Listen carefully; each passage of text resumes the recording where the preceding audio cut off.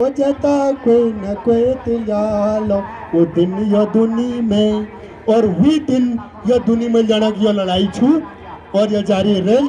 और 1950 के माध्यम से ट्राइबल का मूल निवास सर्टिफिकेट मिलेगा।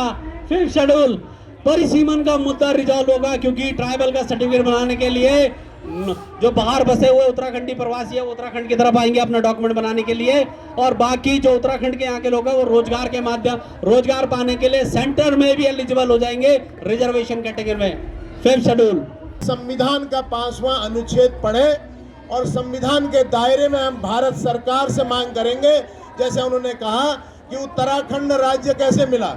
उत्तराखंड राज्य देने में जो हमारे प्रवासी लोग हैं, हमारे उत्तराखंड के लोग जो बाहर प्रदेशों में नौकरियां करते हैं, उन लोगों का बहुत बड़ा रोल था और उन्होंने उत्तराखंड राज्य हमको दिलाने के बाद चुप बैठ गए। उसमें से एक यहाँ पे दाढ़ी वाले बाबा भी हैं, ये हैं हमारे पत्रकार भाई भी हैं और ये हमारे यूएनआई में पत्रकार भी रहे हैं। जंतर मंतर पे इन्होंने बहुत बड़ी लड़ाई लड़ी, उत्तराखंड राज्य आंदोलन में लड़ाई लड़ी और उसके बाद उत्तराखंड राज्य मिलने के बाद ये चुप बैठ गए। यानी उन्होंने कहा कि उत्तराखंड राज्य मिल गया है, अब उत्तराखंड में जमीन की जो लड़ाई है वो हमारे लोग लड़ेंगे। लेकिन वो एक बहुत बड़ा, वो भी खुद महसूस करें कि बहुत बड़ी गलती करी है।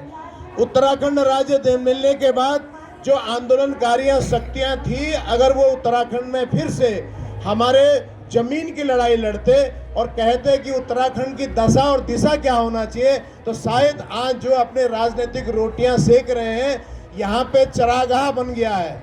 उत्तराखंड बाहर के लोगों को एक बहुत अच्छा चरागाह बन गया है। हम लोगों को बेवकूफ़ बना के अपने आप का जो है मुद्दा सॉल्व करना चाहते हैं और हम दोनों आपस में लड़ रहे हैं।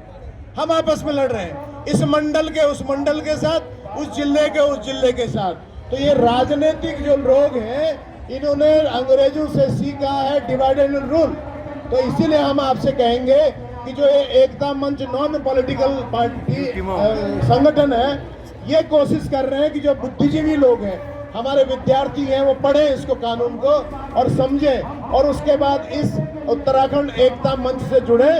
उन्होंने ये भी कहा है अगर कोई राजनीतिक पार्टी के कोई नुमाइंदे, कोई विधायक अगर इस मुद्दे को उठाता है तो इस संगठन के लोग उनको मदद करेंगे और वो विधानसभा और सांसद में जाके इस मुद्दे को उठाएं, भारत सरकार पे दबाव डालें कि 5वें अनुच्छेद को हमारे उत्तराखंड में लागू करें। तो मेरा आप सभी से अनुरोध है कि कृपया करके, ये पढ़े लिखों की लड़ाई है और हमें अगर उत्तराखंड को बचाना है, क्योंकि उत्तराखंड की स्थिति आज नहीं तो कल बहुत बेहतर होने वाली है, बहुत बदतर होने वाली है। और सब लोग कह रहे हैं कि मेरा क्या मेरा क्या मेरा क्या, और हम लोग यहाँ से भाग रहे हैं नीचे को नौकरी के लिए और लोग आ रहे हैं यहाँ पे अपना चरागाह के लिए। जमीन खरीदी, होटल बना दिया, मोटल बना दिया, कृषि की भूमि खरीदी। तो ये बड़ी समस्या है। तो आप सभी से अनुरोध है कि कृपया करके जो एकता मंच की लड़ाई है इसमें सभी शामिल होंगे और उसके साथ हमारे जो ये जो 5th शेड्यूल है उसको लागू करने के लिए हम सभी मिलके एक प्रयास करेंगे, भारत सरकार पे दबाव डालेंगे। तो इसके साथ जय हिंद, जय उत्तराखंड। जल जंगल जमीन पर यहाँ की जो कौमें हैं, यहाँ के जो लोग हैं, यहाँ के जो मूल निवासी हैं, उनके अधिकार की लड़ाई थी, उनके स्वामित्व की लड़ाई थी, उनके प्रबंधन की लड़ाई थी। आज हम पूछना चाहते हैं, भारतीय जनता पार्टी से पूछना चाहते हैं, हम कांग्रेस से पूछना चाहते हैं, हम उत्तराखंड क्रांति दल से भी पूछना चाहते हैं, क्योंकि यहाँ का एकमात्र क्षेत्रीय संगठन होने का वो दावा भी करते हैं और है भी। बताइए कि उत्तराखंड में जल जंगल जमीन की जो लड़ाई थी, उत्तराखंड की कौमों को, यहाँ के समाजों को, यहाँ के लोगों को, यहाँ के मूल निवासियों को जो जल जंगल जमीन पर संपूर्ण स्वायत्त अधिकार देने की लड़ाई थी, उसके लिए आप लोगों ने क्या किया? मित्रों, मैं थोड़ा सा पीछे आपको जाऊंगा।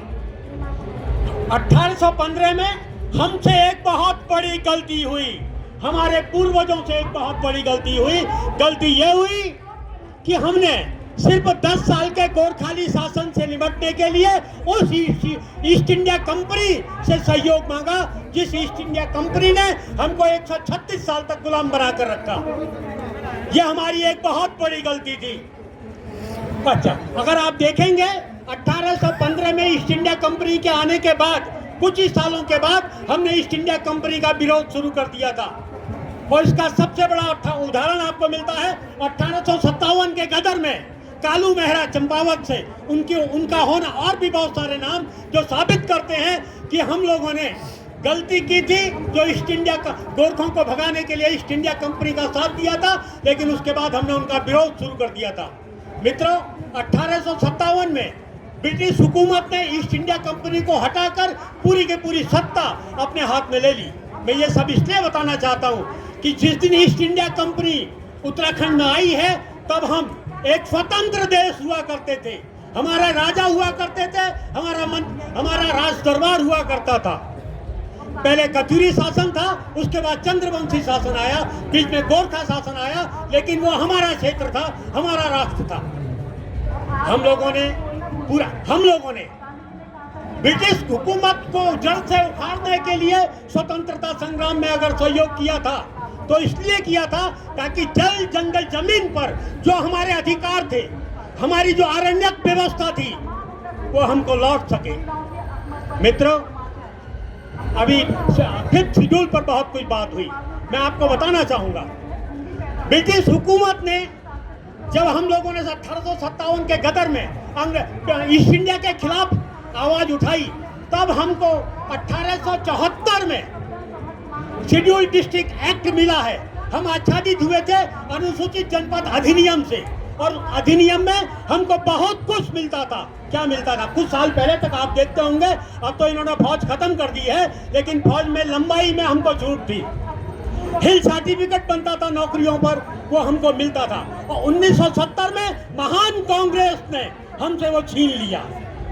और बेशर्मी की हद देखिए, सिर्फ वही नहीं छीना, उसके बाद जब हम मांग रहे हैं तो देने के लिए उस लड़ाई में हमारे खिलाफ ये कांग्रेस खड़ी है। और बीजेपी तो कांग्रेस वालों की छोटी भाई है।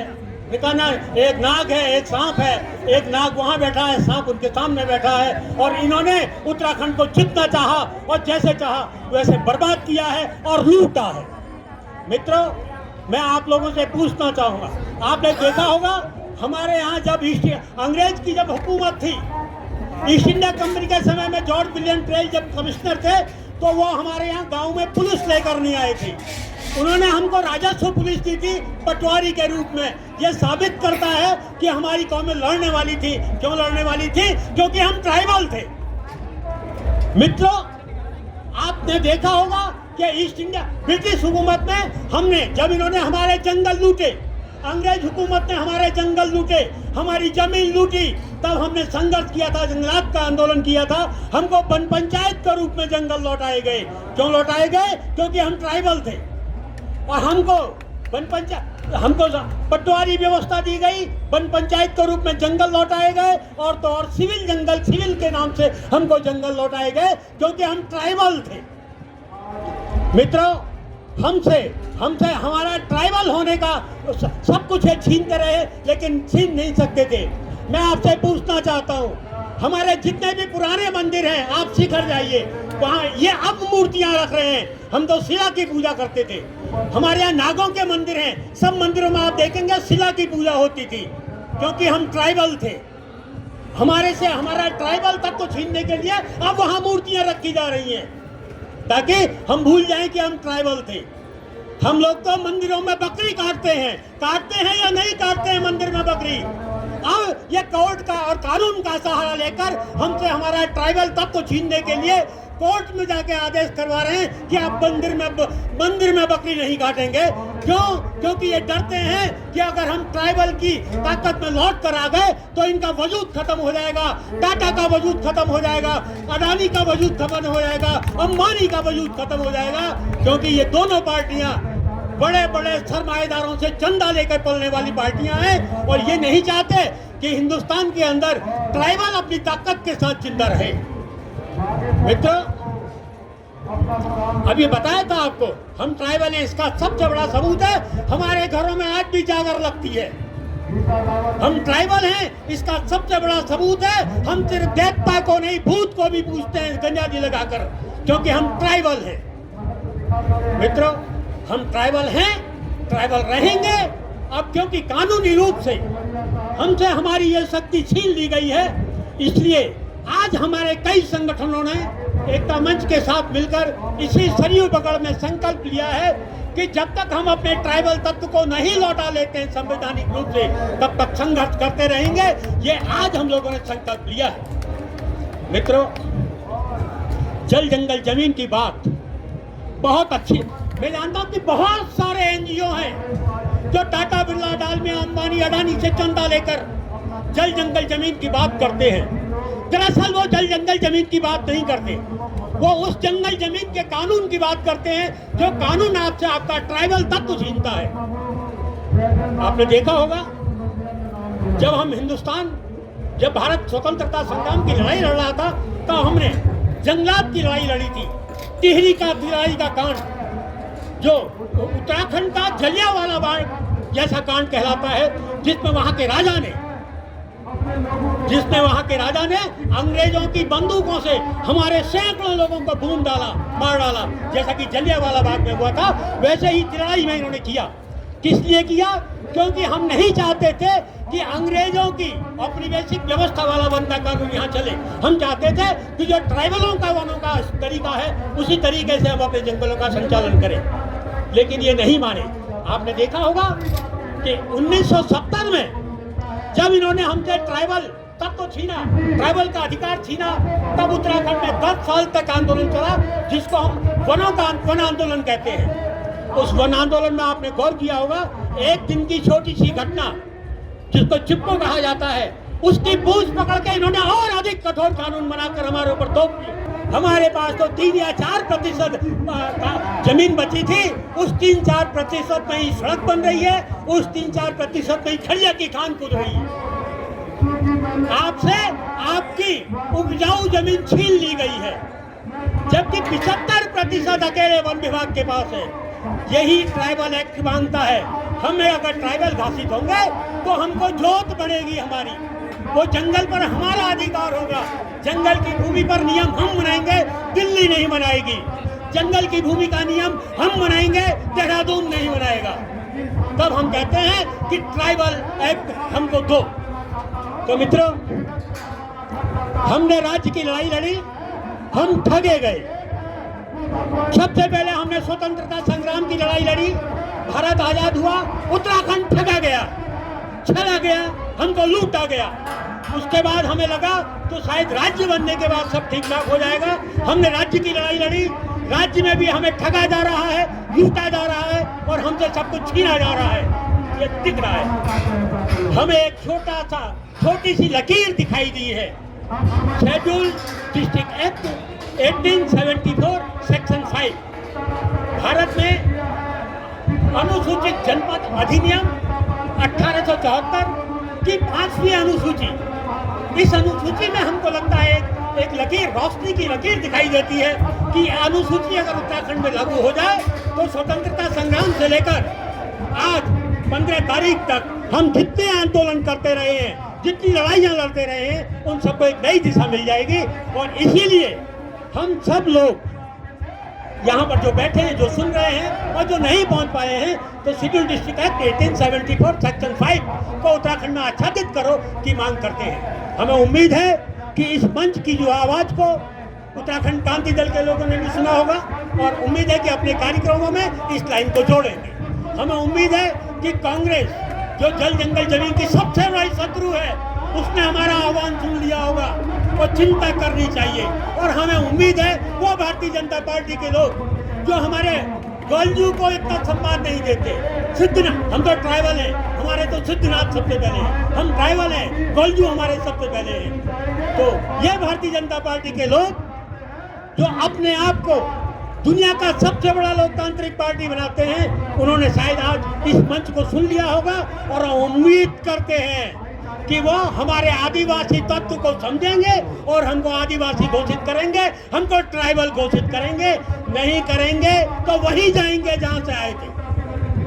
जहां कांग्रेस को भेजा है, जनता उनको वहीं भेजेगी, ये निश्चित जानो।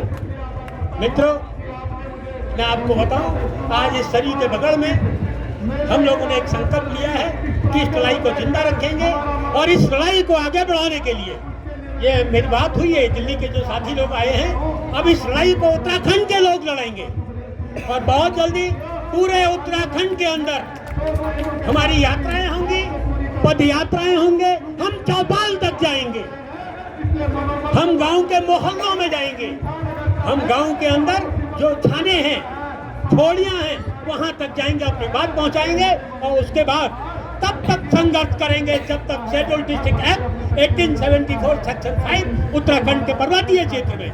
हम बता दें, हमारी लड़ाई सिर्फ पर्वतीय क्षेत्र की है। अब आप पूछेंगे क्यों? यहाँ 2 लड़ाइयाँ लड़ी गई थी।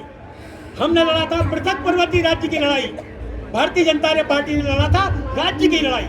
वो उत्तरांचल राज्य की लड़ाई लड़ रहे थे, हम उत्तराखंड पृथक पर्वतीय राज्य की लड़ाई लड़ रहे थे। तो पर्वतीय राज्य तो अभी बना नहीं है, उनका राज्य तो बन गया। इसलिए बन गया कि उत्तर प्रदेश में भी हम पहाड़ के लोग अल्पसंख्यक थे और आज देहरादून में भी हम पहाड़ के लोग अल्पसंख्यक हैं। अधिक आबादी मैदानी क्षेत्र की है, अधिक बजट मैदानी क्षेत्र को जा रहा है, अधिक विधायक मैदानी क्षेत्र के हैं। तो उत्तर प्रदेश में थे तो क्या बुरा था? इसलिए हम 5th शेड्यूल के बहाने पर्वतीय क्षेत्र की लड़ाई लड़ रहे हैं। बागेश्वर उत्तरायणी संकल्प निम्न प्रकार से है।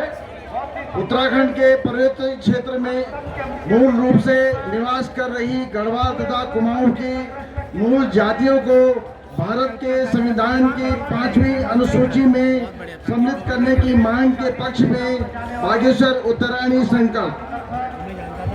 उत्तराखंड हिमालयी राज्य के ऐतिहासिक नगर और जन आंदोलनों की भूमि बागेश्वर में 1921 में सफल हुए कुली बेगार आंदोलन के 103 वर्ष पश्चात आज 15 जनवरी 2024 को उत्तरायणी मेले के अवसर पर सरयू बगल पर मौजूद जन समुदाय की उपस्थिति में विभिन्न उत्तराखंडी संगठनों की ओर से भारत सरकार से मांग करते हैं कि गढ़वाल और कुमाऊं के पर्वतीय क्षेत्र में परंपरागत और मूल रूप में रह रही समस्त गढ़वाली और कुमाऊनी जातियों को देश के संविधान की 5वीं अनुसूची में सम्मिलित किया जाए। हम यहाँ अवगत करवा रहे हैं कि उत्तराखंड में जौनसारे, रंग, जोहारी, थारो, बोक्सा जैसे समुदायों की जातियों को किसी न किसी रूप में संविधान सम्मत आरक्षण प्राप्त है। हम स्वागत करते हैं इन समुदायों को आरक्षण मिल चुका है।